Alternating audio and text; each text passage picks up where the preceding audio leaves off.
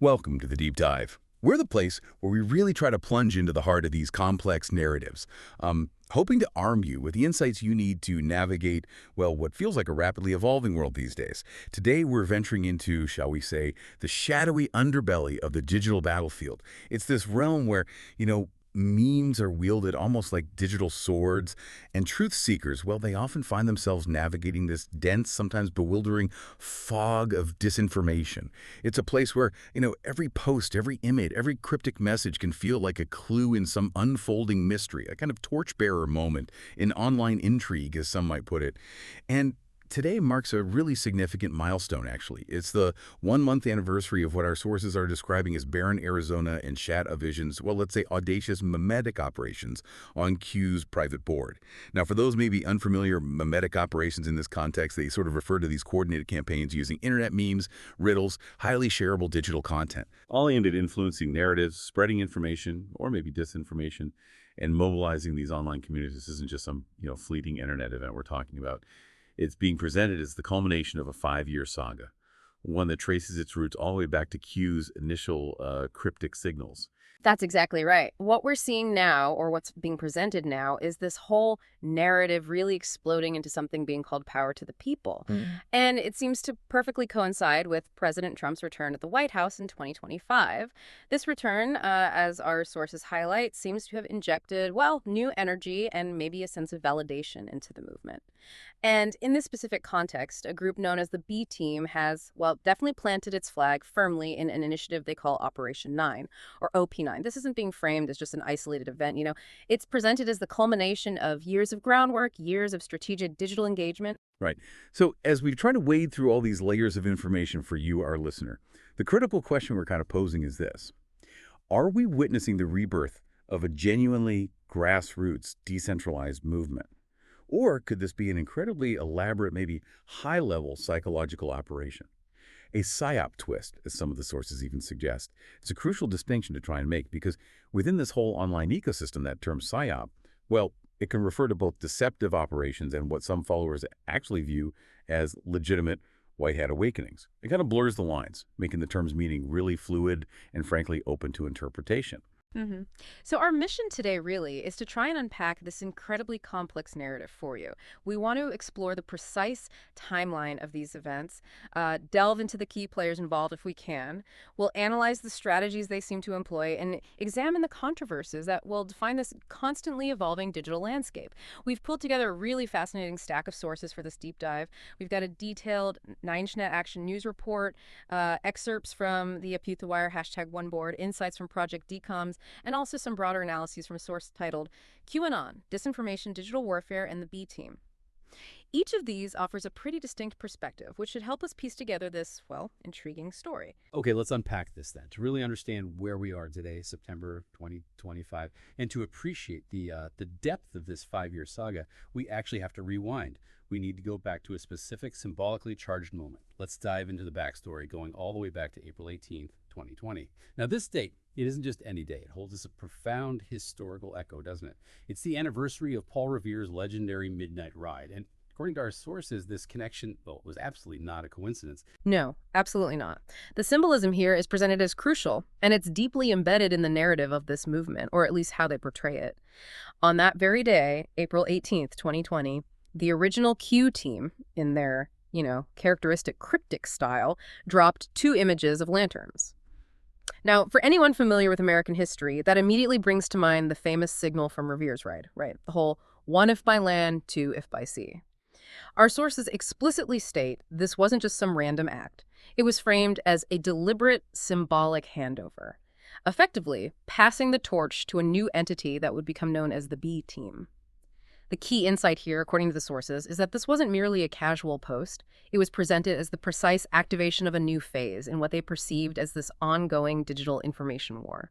So this symbolic act was really meant to signify a conscious strategic evolution of the movement. Activation of a new phase. Okay, and what happened immediately following this symbolic handover? Well, almost immediately, the American Broadcasting Community Board, known usually as ABQ, it sprang to life on Awaken. Awaken. Maybe just quickly, can you remind us why that platform? Why did it become the sort of new home here? Sure. So Ickenher, for listeners who might not be familiar, is an image board. It's known primarily for its commitment to, well, largely uncensored content, which, made it a sort of natural home for communities looking to operate outside mainstream platforms, outside what they saw as censorship. The AppQ board immediately set itself up as The Wire. That was its nickname. And it was explicitly designed, according to its own welcome page, as a covert channel for real news feeds and unfiltered truth drops. Its stated mission left very little room for ambiguity. It said, "A voice of truth in the swamp of lies. WWG1WGA, a board for facts regarding the lies we are present daily." End quote. The significance here is how AppQ positioned itself right from the start as this direct counter to perceived mainstream narratives, a place where unfiltered truth, as they saw it, could be shared after Q, the original source, had gone silent. Right. So Q goes silent, but the B team really steps up. They didn't just, fade away. They kept the fires burning, posting relentlessly, and as our sources tell us, laying this crucial groundwork for everything that seems to have unfolded by 2025. This really speaks to a long-term strategic vision, doesn't it? A commitment that went far beyond just fleeting online trends. Oh, absolutely. It was presented as a very sustained, very intentional effort. And within those early AppQ posts, particularly from someone known as Sgt B, who's considered a key figure in this B team narrative, we find these philosophical underpinnings that would really come to define their approach to truth and information. For instance, in post number 37, we see a direct reference to Donald Rumsfeld's famous known knowns. Quote, "You know the one. There are known knowns, known unknowns, unknown unknowns." And then they add, bracketed, "You have more than you know." The key insight here, from their perspective, wasn't just quoting Rumsfeld casually. It highlighted this core belief that there are hidden truths out there, truths that require much deeper investigation beyond just the surface level. It implies a whole world of concealed information that only the truly diligent can uncover, reinforcing this idea of a hidden battle for truth. And who exactly was tasked with this uncovering, this deeper investigation? Who were the diligent ones? Well, that very same post, number 37, it outlined the roles of what they called bakers and autists. It acknowledged that these community members, these bakers and autists, did well and will continue in this digging and research, often sifting through just vast amounts of data, looking for patterns or clues. But then, importantly, it declared it was time for the sheep to eat the bread. Now, this signaled a shift, right, from this intense internal research phase to a broader dissemination of their findings. It also included this really powerful call to action for the community, instructing them to red pill their friends and family. Red pill. Can you just unpack that term briefly for listeners who might not be familiar with its usage in these contexts? Sure. So red pill obviously comes from the movie The Matrix, but within these online communities, it's taken on a specific meaning. It means aggressively awakening someone to what they believe is a harsh, hidden truth about the world, often involving, a perceived global conspiracy or hidden power structures. The post actually acknowledged that the red pill can be hard to swallow, but now is the time. It will be your job to serve it. So this really placed the onus, the responsibility of truth dissemination squarely on the individual follower, making them active participants in the mission, not just passive consumers. And the ultimate goal. The end game for all this effort, this collective research and individual dissemination, it sounds incredibly ambitious. Oh, it was. The stated aim, as articulated right there in post 37, was to together create the truth so undeniable even MSM will be unable to refute. I mean, that's a bold declaration of intent. The goal was to build a narrative so robust, so fact-checked, at least in their view, that it would force even traditional media, the mainstream media, or MSM as they call it, to acknowledge it, thereby, undermining the MSM's perceived authority. These early messages really set the tone for a movement focused on uncovering hidden truths and empowering individuals to spread them, a philosophy that would prove critical for their survival and evolution after Q himself went silent. Okay, so now let's fast forward. We're moving from that Genesis moment in 2020 through those, crucial 5 years of groundwork you described, right up to what's reportedly happening now, September 2025. And this is where it truly gets compelling, isn't it? We're 1 month into these new operations. Indeed. And the current context, as described in the sources, is defined by this significant political shift. Trump's return to the Oval Office, described actually as being a mid-chance of winning bigly. This event seems to have injected a renewed energy, maybe a sense of validation into the movement. A perceived victory, perhaps, in their long struggle. And specifically within this digital space, we've seen this figure, ShadOvvision, make a very bold, almost symbolic move. Storming back onto Q's private board, which is known as projectdcomms, This act in itself signals a kind of reclaiming of territory, right? A reestablishment of influence in a space that was once considered central to the original Q drops. It's a highly visible reassertion of their presence and purpose. And the absolute epicenter of this resurgence, we find this character, Baron Arizona. Our sources dub him the true laughing man and a real joker. That's, well, quite a persona for someone supposedly leading a high-stakes information battle, especially one described using terms like memetic operations. Yeah. What does that persona actually entail? What kind of content is he putting out? It seems to be a very deliberate and, you could argue, strategic persona, designed perhaps to echo that enigmatic and playful yet deeply serious tone of the original Q drops. Baron Arizona's content is described as a chaotic blend of memes, riddles, and calls to arms that echo the original Q drops.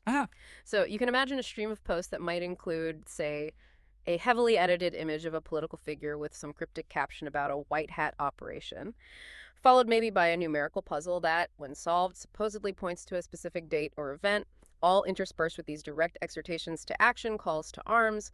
This isn't random, according to the sources. It's a strategic embrace of that original, often bewildering style, designed to maintain that sense of mystery and insider knowledge that really characterized Q. As one archived thread apparently reveals, and the source provides the link, his activity is presented as more than just trolling online. It's framed as a declaration of dominion in the Memetic Wars. A declaration of dominion in the Memetic Wars. Wow.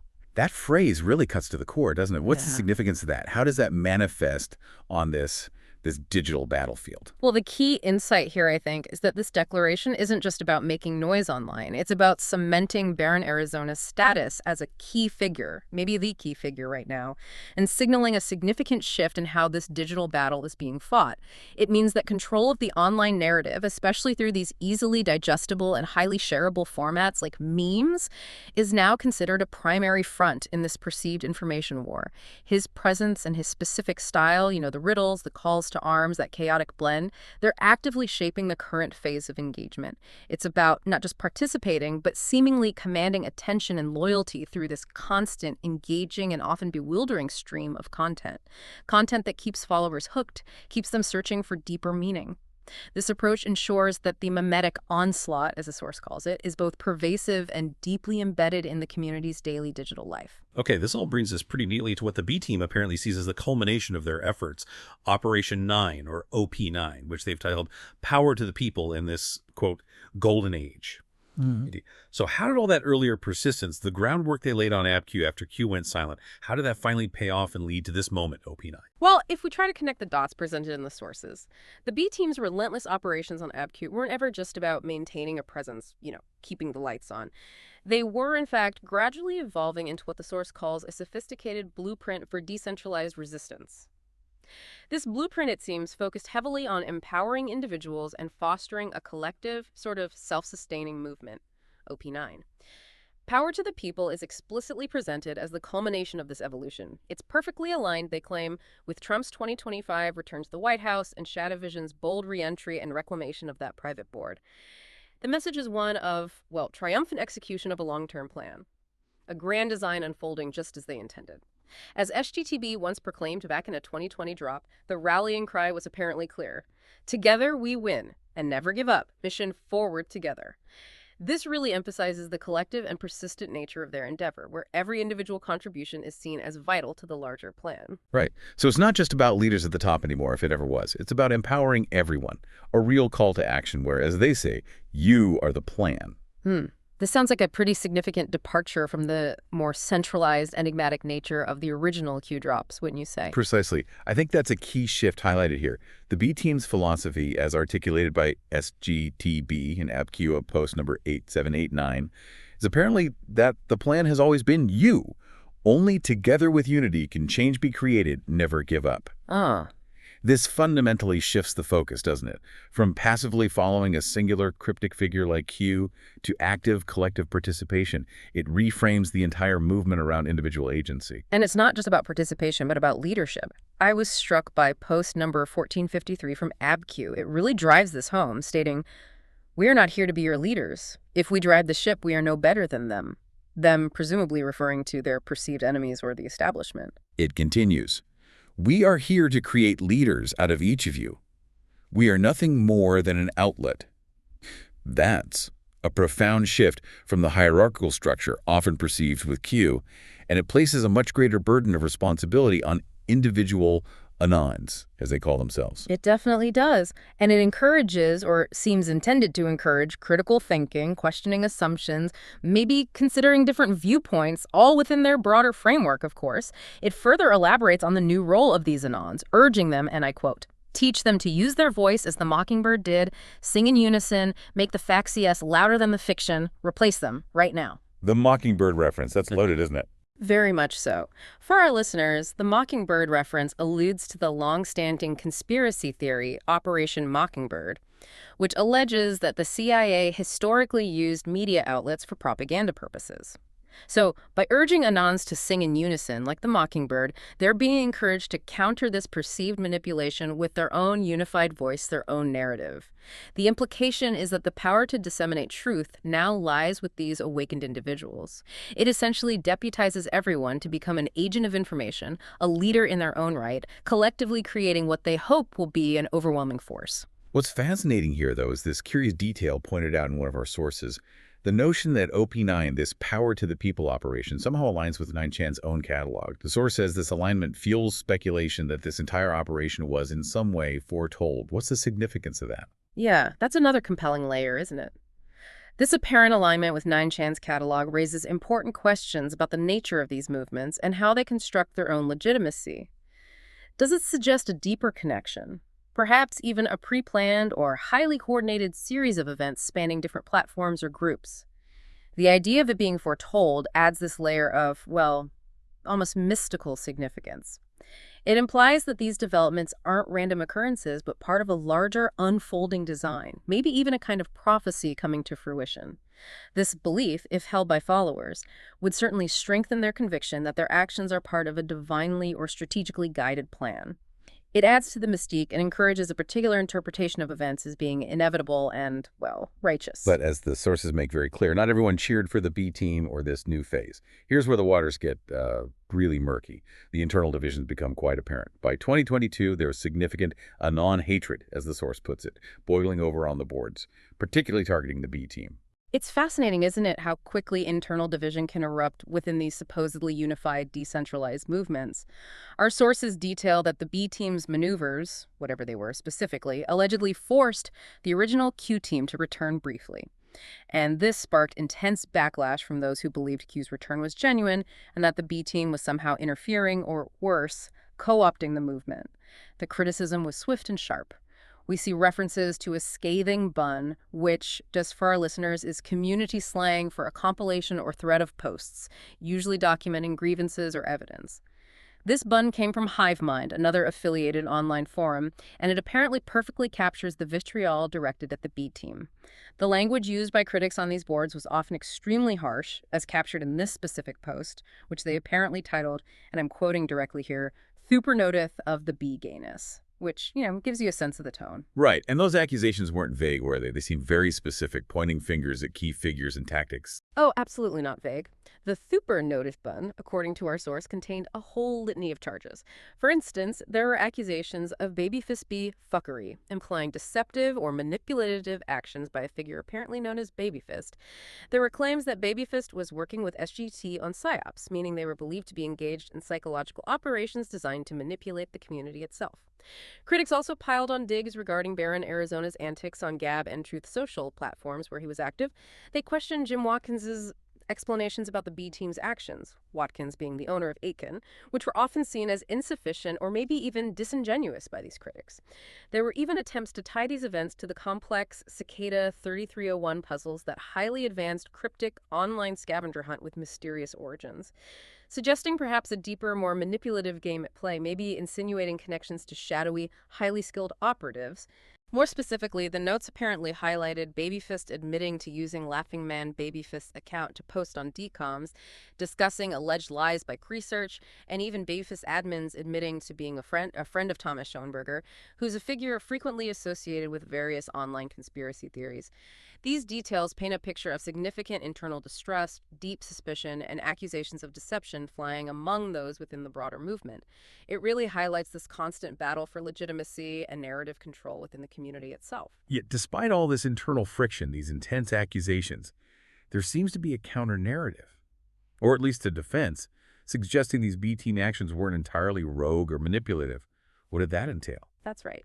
An archived Telegram post, apparently from a channel called Watching and Waiting, introduced a different perspective. It reportedly synced eerily with presidential signals, 0 deltas that Anons swear are no accident. Now, for our listeners, a delta in this context refers to a specific time difference, often measured in minutes or seconds between posts or events. Followers interpret these precise time gaps as signs of synchronized or pre-planned activity, often linking anonymous posts to official statements or actions by figures like Trump. This particular post apparently linked to a 000 delta with President Trump, meaning the timing was exact to the second. The source provides a link to the hive mind discussion. The significance here is that this suggests, at least to some followers, that these contentious B team moves were not random or rogue operations at all, but potentially coordinated high-level actions that were intentionally aligned with official political signals, perhaps even coming from within the highest levels of government or aligned groups. It frames the internal chaos not as betrayal, but as part of a larger hidden strategy. Maybe a necessary white hat operation designed for a greater good, even if it caused some internal friction along the way. So what does this all mean for the B team itself? Do they shy away from this psyop label, given all the accusations and the internal strife? How do they position themselves? This is a really critical point, I think, and it reveals a lot about their worldview, or at least the worldview they project. The B team, according to the sources, doesn't actually shy away from the term psyop at all. In fact, they seem to embrace it but redefine it. They openly acknowledge that the entire QAnon ecosystem is, in their words, riddled with operations, some white hat awakenings, others black hat deceptions. They believe that various groups, both perceived as good white hat and bad black hat, are constantly attempting to influence followers through psychological operations. Now, this stance is interesting because it sort of co-ops the criticism, right? It suggests that not all psyops are negative by definition, and it allows them to operate within this often criticized framework by claiming their operations are the good ones, the white hat awakenings designed to wake people up. Sgt B himself apparently posted back in 2021 stating clearly, "We are not Q, we do know Q," and significantly, he urged verification over blind faith. This call for verification is key to their claim of legitimacy within what is clearly a fragmented and distrustful movement. They're essentially calling for discernment, implying that their operations, their information, are the ones that will pass the test of verification, unlike the black hat deceptions. This raises a really important question then. This whole incident, the handover, the resurgence, the accusations, the counter-narratives, it just fuels fresh debates about the B team's overall legitimacy, doesn't it? How do we, or how do followers, navigate this complex web of claims and counterclaims? It definitely does. It's a core tension. On one hand, you have these alleged ties to figures like Jim Watkins, the owner of Awaken, Dan Scavino, a former Trump aide, and even individuals associated with these Cicada 3301 puzzles. These connections, if true, suggest high-level connections, implying a sophisticated, well-connected operation, perhaps with links to government or intelligence circles, depending on who you ask. This adds a layer of credibility for some followers, hinting at a truly powerful and strategic force behind the B team. But conversely, critics cry foul, right? They ask, is this a genuine torch passing or is it a hijack? They argue that psyops abound, with groups vying to steer the narrative, suggesting that the B team is just another faction attempting to co-opt or manipulate the broader QAnon movement for its own, perhaps unknown, ends. This constant tension around legitimacy and intent seems to be a defining characteristic of this digital space. Ultimately, the QAnon movement, which maybe once appeared somewhat monolithic from the outside, now visibly splinters, as the source puts it.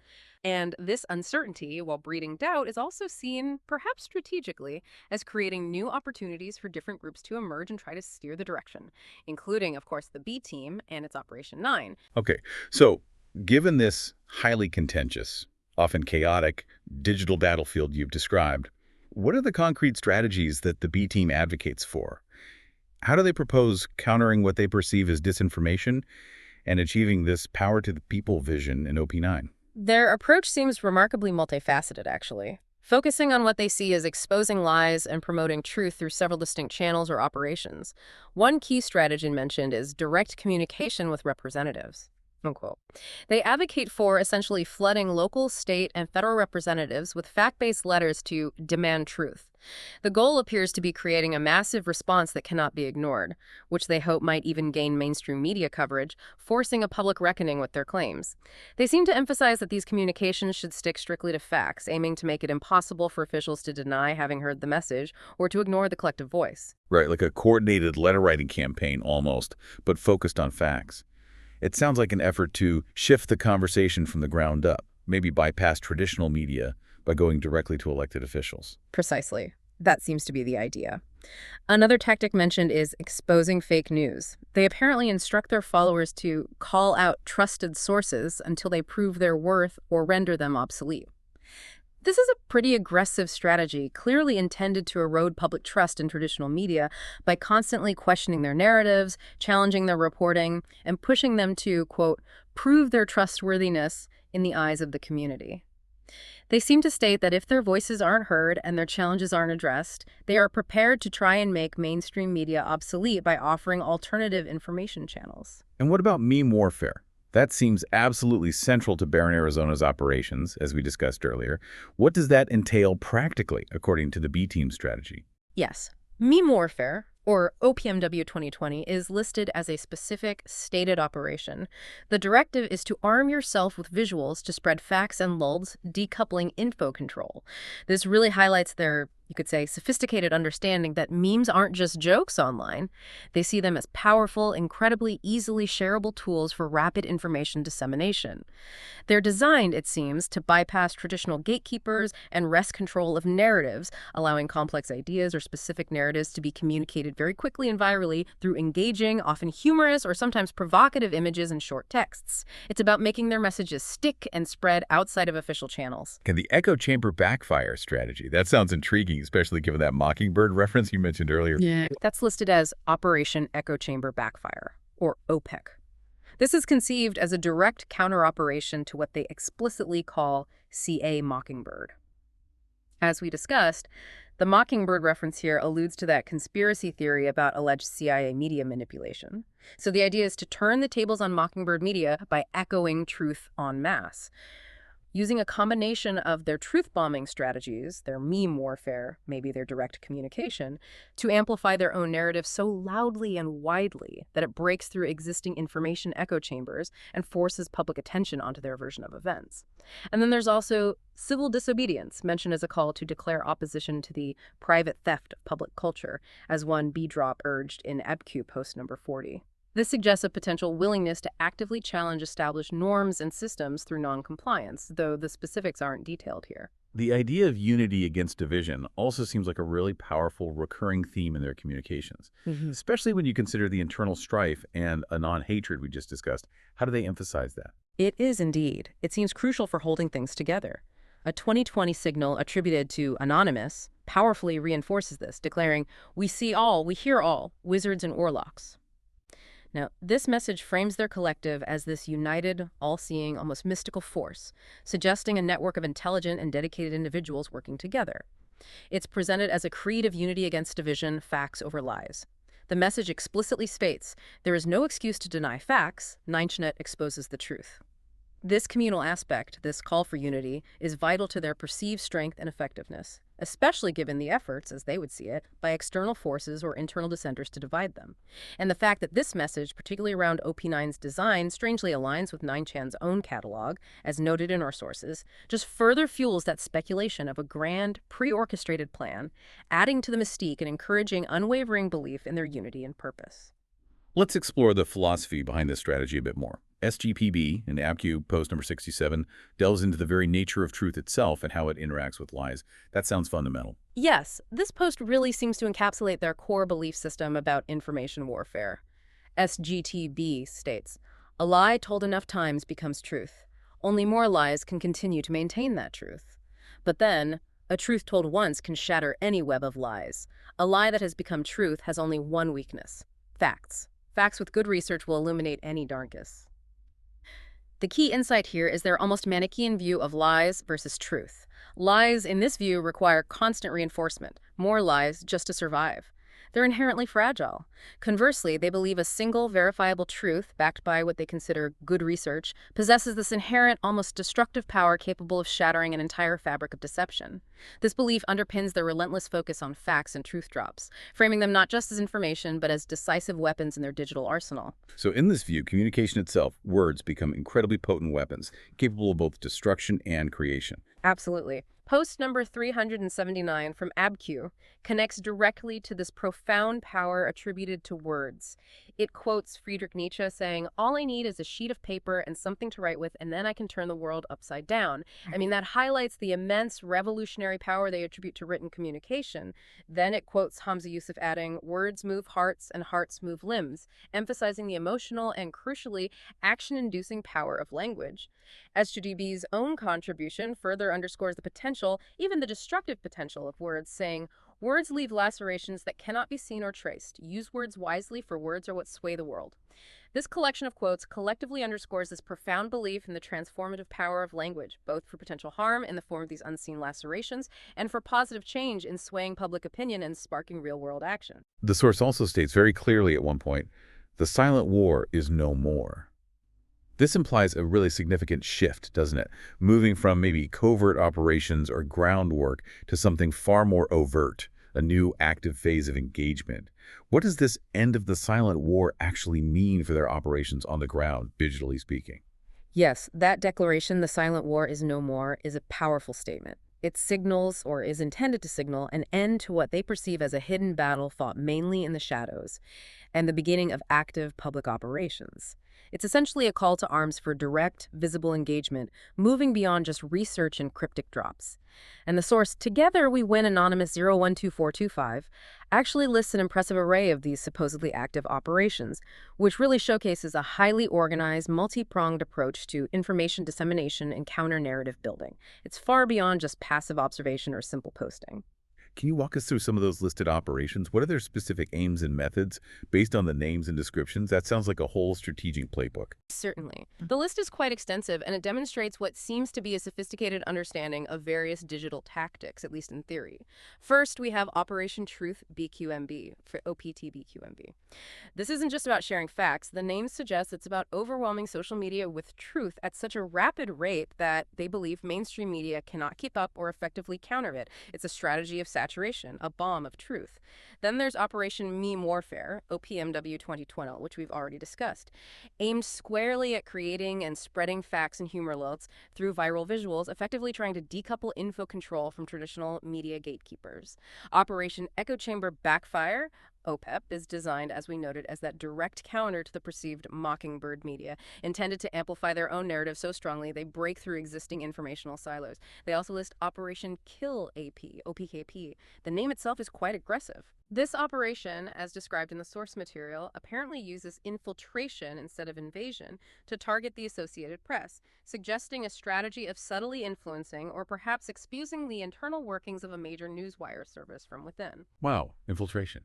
That's significant. Then we see Operation High Beams, OPHB. The name suggests its purpose: to expose corruption by shining a bright light, like high beams on a car, onto perceived wrongdoings, making hidden things visible. Operation Pedal to the Metal, OPP2M, is pretty clearly about pushing messages further and faster, accelerating dissemination, maximizing reach and impact, full speed ahead.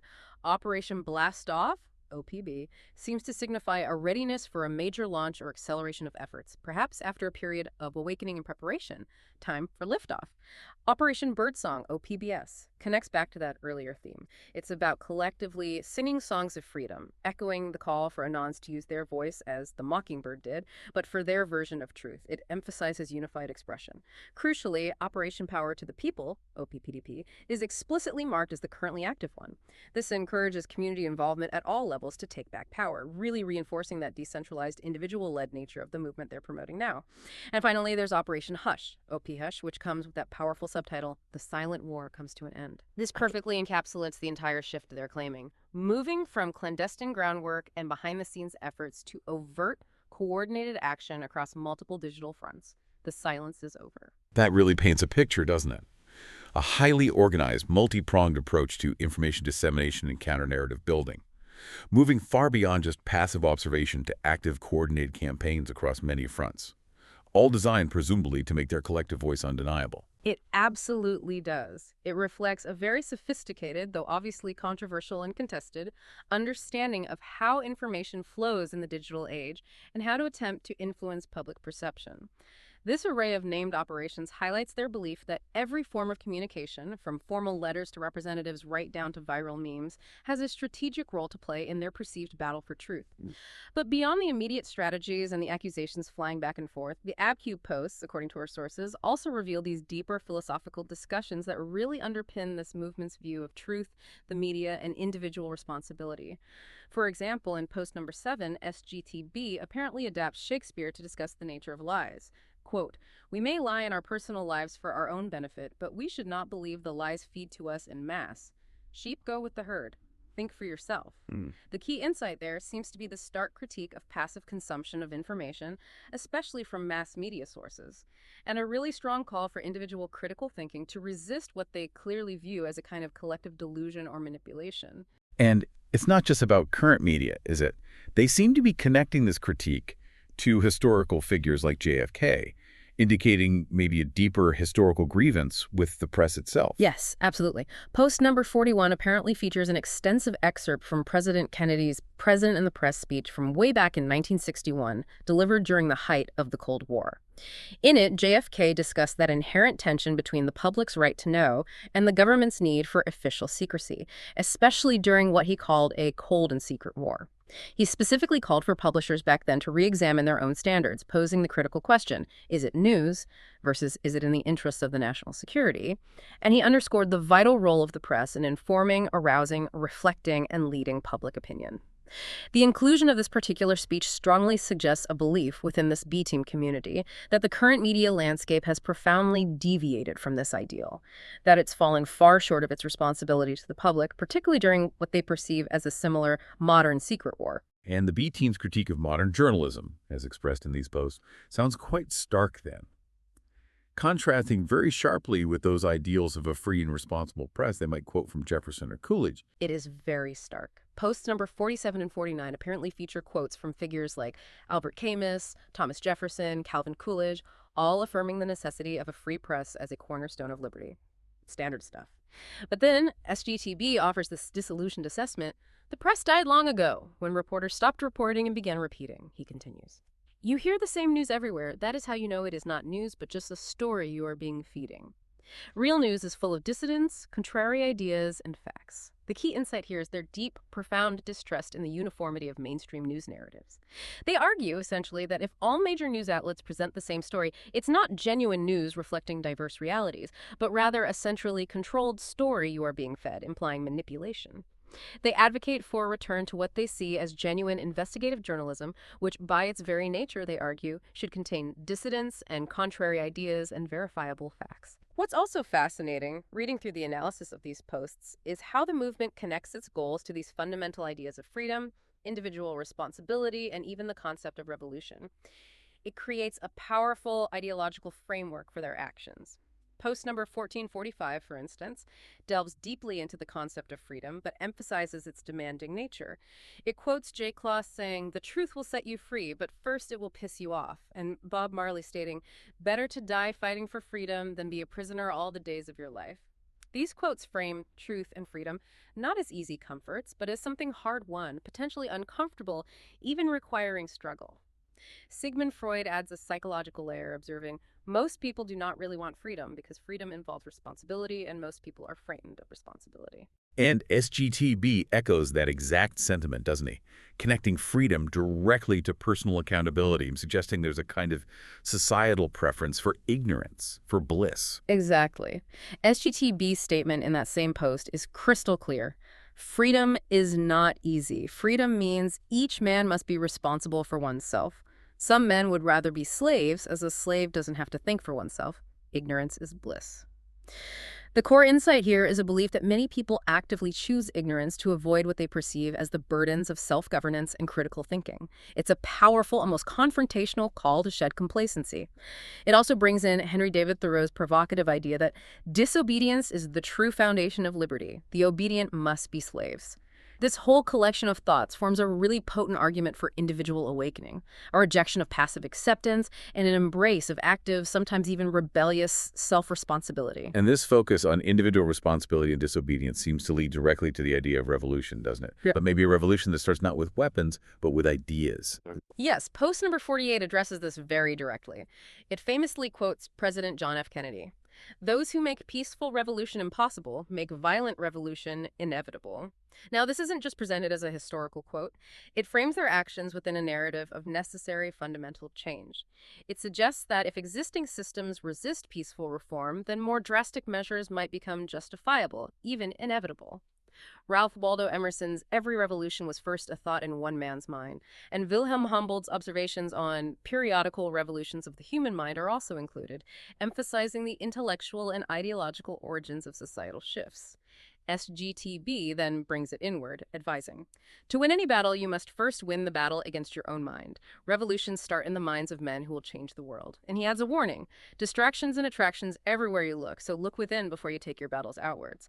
The key insight here is this strong emphasis on internal cognitive revolution, mastering one's own mind, as a prerequisite for any effective external action. It urges self-mastery and clear thinking amidst what they see as a world deliberately filled with distractions. And recurring throughout these posts, based on the analysis, are these crucial themes of unity, perseverance, and the importance of perspective. These seem absolutely critical for sustaining any long-term movement, especially one facing the kind of internal and external pressures we've discussed. In post number 6509 and 9146, the emphasis on unity is profound.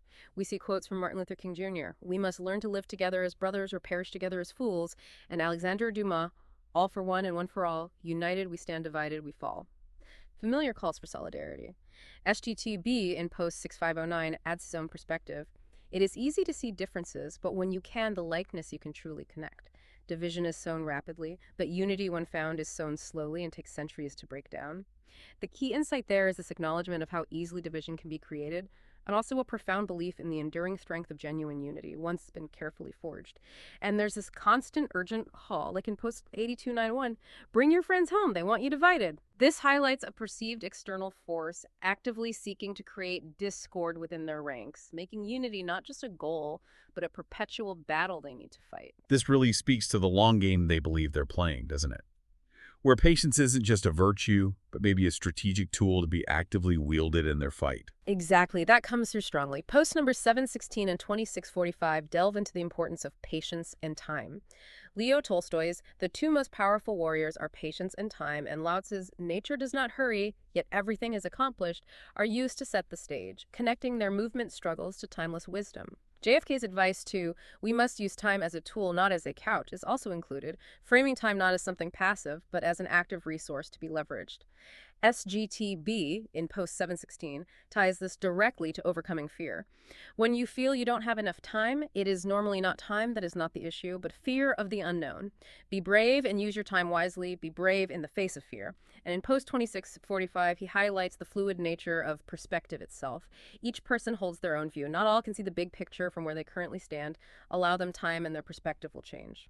This encourages, or seems intended to encourage, understanding and empathy within the community, even for those who don't yet see the full picture or align perfectly with every aspect. It advocates for patience as a means to allow understanding and maybe alignment to grow over time. And the idea of new beginnings, even if they emerge from painful endings or difficult starts, that seems to be a source of constant motivation too. Yes, post number 1126 apparently captures the spirit well. It quotes Seneca, MLK Jr. again, and F. Scott Fitzgerald on the transformative power of starting anew, of having fresh starts even after setbacks. SGTB's contribution here is quite motivational. Starting is the hardest part. If handled with care, the small flames that are created in the fire will soon rage. Then there is no stopping the ideas you have created. The key insight seems to be this profound belief in the power of nascent ideas and initial efforts. If they're nurtured correctly, they believe these small flames can grow into an unstoppable raging force. It's a message clearly designed to encourage perseverance despite initial difficulties or slow progress. And perhaps one of the most powerful and comprehensive philosophical underpinnings for the movement, as presented in the sources is found in something called the pencil analogy in post number 4364. This analogy beautifully ties together many of the themes we've just been discussing. It features a story attributed to Paulo Coelho about the 5 qualities of pencil. First, being guided by a hand, which suggests divine guidance or perhaps a higher purpose, a sense of destiny. Second, suffering, making one sharper, implying that adversity, criticism, challenges, these are essential for growth and refinement, not things to be avoided. Third, being able to correct mistakes with an eraser, highlighting the importance of self-correction, humility, and admitting error when necessary. Fourth, the inner graphite representing what's inside, symbolizing one's inner truth, core values, the essential self. And fifth, always leaving a mark, signifying the lasting impact of one's actions, the legacy one leaves behind. That's a really profound analogy. How does Sgt B then adapt specifically to the individual follower? And what does it reveal about the movement's self-perception or ideal self-image? Well, Sgt B then adapts this directly, applying it to the individual's role within the movement. He says, "The way you feel and the way you think are ever-changing. Be slow to judge and slow to follow. The world needs more leaders and less followers." The key insight here, I think, is that this pencil analogy serves as both a spiritual and a practical guide for their digital warriors, as they might see themselves. It provides this framework for understanding their purpose, perhaps guided by a higher hand or plan. Their growth sharpened by adversity, their operational ethics, being willing to correct mistakes, their internal motivation, driven by their inner truth or graphite, and their ultimate goal to leave a lasting mark on the world. And that culminating call to be slow to judge and slow to follow that directly reinforces the B team's consistent emphasis on individual leadership and critical discernment rather than blind adherence, which echoes that earlier call we heard to verify, verify, verify. It's a holistic philosophy, really, designed to empower individuals to see themselves as instrumental, guided, ethically grounded, and ultimately impactful in this larger digital battle they perceive themselves to be fighting. So wrapping this all up then, what does this all mean for you, our listener, as we finish this deep dive? We've journeyed through a truly complex, often contradictory 5-year saga. From that deliberate symbolic passing of the torch from Q to the B team, to the audacious memetic operations of figures like Baron Arizona and ShadOvvision, and its apparent culmination in Operation 9, power to the people. We've definitely seen the internal friction, haven't we? The intense accusations of psyops, which really reveal the inherent challenges of maintaining legitimacy and unity within what is clearly a very decentralized, fluid, and often suspicious online movement. And we've explored the concrete strategies they advocate for combating what they perceive as disinformation, emphasizing the power of facts as they define them, the pervasive reach of memes, and the absolutely crucial role they place on collective action, all underpinned by this deep philosophical commitment to individual truth-seeking and responsibility. In a world where everyone is encouraged, in some corners, to be the news now, and where facts are positioned as weapons meant to shatter webs of lies, well, the lines between information and influence become incredibly blurred for you, the listener, navigating all this. This deep dive really highlights that in this digital age, the act of simply consuming information is rarely passive anymore. You're often being recruited, persuaded, or activated. Absolutely. It highlights the constant personal responsibility that's demanded in this landscape, the absolute necessity, really, to try and verify every piece of information you encounter, regardless of its source or how compelling it seems. And it underscores this ongoing, relentless battle for narrative control that's playing out across countless digital platforms every single day. The B Team's approach, with its emphasis on individual empowerment and active participation, shows just how deeply these movements believe in the power of the individual, of you, to shape the collective understanding of truth. So here's a final thought to leave you with.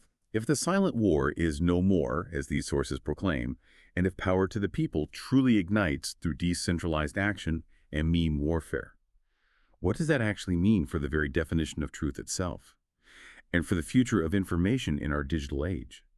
When everyone is called upon to be a leader in this perceived battles for truth, how do we as individuals possibly navigate the overwhelming cacophony to truly understand what's real and what might just be another carefully constructed narrative, whether you label it white hat or black hat?